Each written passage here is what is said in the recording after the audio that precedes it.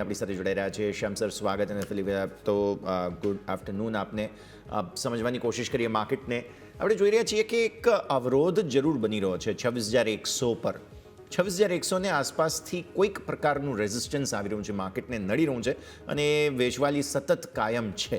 તો પહેલાં તો એ સમજી લઈએ આ 26,100ના મહત્ત્વને અવરોધ તરીકે, રેઝિસ્ટન્સ તરીકે બેઝિકલી, અને વારંવાર 25,800 એક સપોર્ટ પણ બને છે.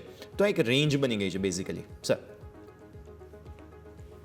Good afternoon યશજી.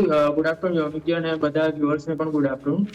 યશજી, જે રીતે માર્કેટની વાત કરીને તો તમે જે કીધું કે ઉપરમાં 26,100 અને નીચે 25,800 ની એક રેન્જ બને છે, પણ ખરેખર જોવા જઈએ તો સ્ટ્રક્ચર વાઇઝ આ રેન્જ જે બની રહી છે એ ઉપરના બ્રેકઆઉટ આપવા માટે બહુ સારો સિનેરિયો ક્રિએટ થઈ રહ્યો હોય અને એક બેઝ બિલ્ડિંગનું કામ થઈ રહ્યું હોય ને એ રીતનું સ્ટ્રક્ચર અત્યારે ચાર્ટ ઉપર તમે જોશો તો બિલકુલ ડેવલપ થતું જોવા મળી રહ્યું છે. હું સવારે પણ જે રીતે તમારી કમેન્ટ્રી સાંભળતો હતો, તમે 10 ડેની ઈએમઆઈ નજીક આવી રહી છે એ રીતે વાત કરો છો કે સ્ટ્રક્ચર વાઇઝ માર્કેટ થોડુંક સેટલ ડાઉન થઈને ટેકનિકલી એક મૂવ બનાવવાની તૈયારી કરી રહ્યા છે. હું 9 ડેની ઈએમઆઈ પ્લોટ કરીને રાખું છું ચાર્ટ ઉપર.